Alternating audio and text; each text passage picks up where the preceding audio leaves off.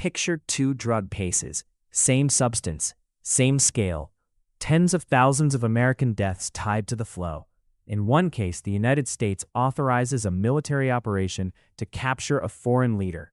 In the other, a convicted trafficker walks free after a presidential pardon. That contrast is what turns an ordinary Senate exchange into something more revealing. Because before the names matter, the question does: who gets held accountable and who doesn't when power is involved? That's the tension sitting underneath this hearing moment with Senator Jacky Rosen and Secretary of State Marco Rubio. And it's not about ideology. It's about how institutions explain themselves when the math stops adding up. Thank you. Senator Rosen. Thank you, Mr. Chair, Ranking Member, and thank you, Secretary Rubio, for being here. I'm going to get right into it because I want to build on Senator Van Hollen's line of questioning. President Trump pardoned the former Honduran president after he was convicted of trafficking roughly 400 tons of cocaine into the United States, cocaine that contributed to the deaths of tens of thousands of Americans year after year. Yet the president and his cabinet authorized a military operation to capture Nicolas Maduro in order to arrest him for virtually the same crime.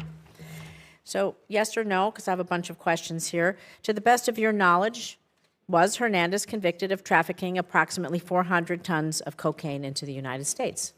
I'm not involved in the pardon process. I can tell you. No, I've just asked if we... The exchange sharpens when Senator Rosen asks a simple factual question.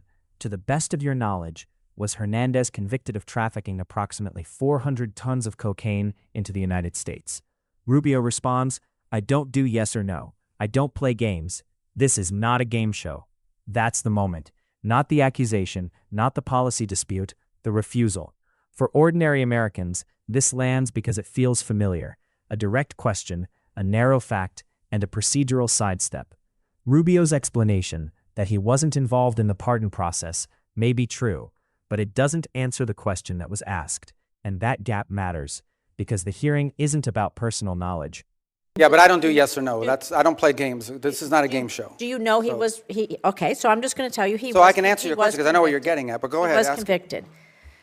I know. The president felt that he was unfairly treated. I can't give you much insight because I'm not involved in the pardon process. Would you not concede? Can you not understand how the American people and how the world are clearly going to be frustrated by the hypocrisy of this when one man is convicted and pardoned and another man captured, and how it undermines the United States' credibility on the world stage? No, but the difference is that, again, I can't opine on the specifics of his case because I wasn't involved in the pardon, but he was not a sitting office holder. He was not even the president of Honduras when that decision was made, either to convict him.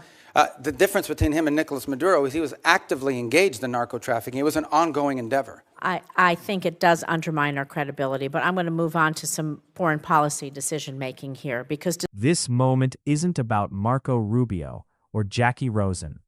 It's about what happens when institutions grow more comfortable managing optics than delivering straight answers. When "I wasn't involved" replaces "here are the facts," accountability becomes optional.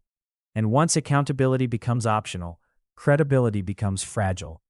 That's the real issue on display here, and it doesn't end when the hearing gavels out.